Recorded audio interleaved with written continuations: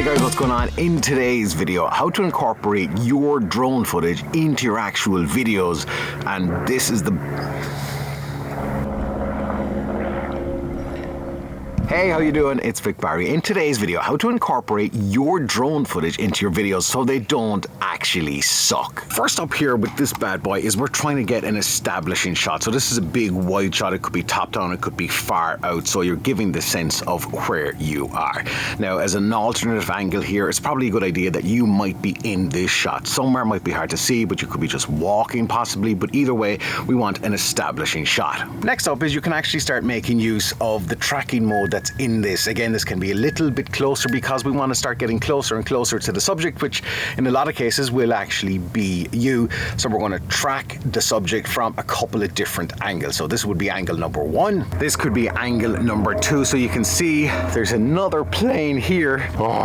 Anyway, so you get the drift, right? So we've got a couple of different angles. Now, there is a key to all of these different angles. And the thing is with angles, they gotta get interesting or different, because if it's the same angle time and time again, it just gets boring. And if it gets boring, essentially what that's going to do is it's going to get your audience to go, yeah, see it.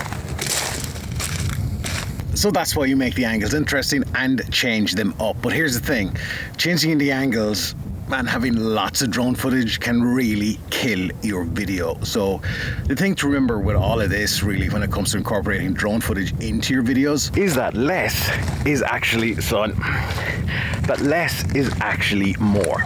Simple, right? There is no real secret sauce to that. Less is actually more. Now, if you've been paying attention, besides less is more, you'll probably say, okay, these things are actually following some kind of structure and sequence. And if you've picked up on that, then job done. You've actually figured some of this out. But what happens if you change location? See, here's the thing. That might have looked cool for YouTube, but every now and again, it's okay. But for the best part, don't do that. Instead, more or less rinse and repeat, but shorter. So an establishing shot, again, to signify that we're in a different location, but less of it, depending on how important it is, because you're just doing the same thing over and again, and it can get boring.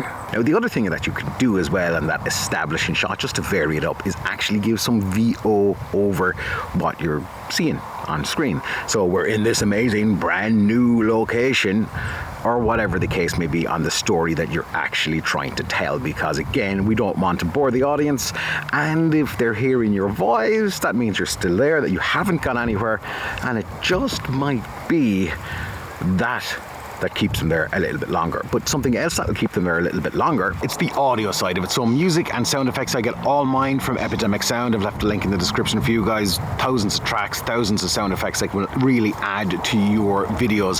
But audio, like music and sound effects, might not be enough. So that's why I'm saying use the VO. Or depending on what you're doing, audio, music and sound effects could be the ideal thing. But don't just have empty drone footage, just as like leaving it there to dangle. That's what you don't want to do. Hey, what's going on? Changing the shot. You know it is, right? Nobody ever includes this stuff.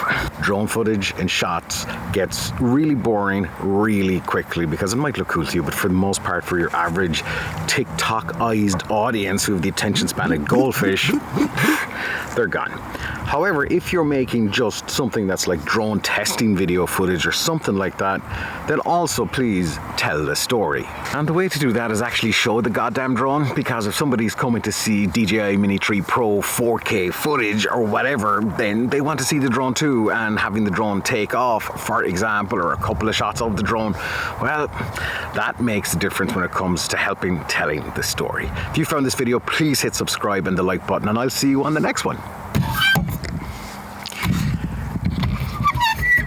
Yeah? Cool. Me and you? Yeah. Thanks.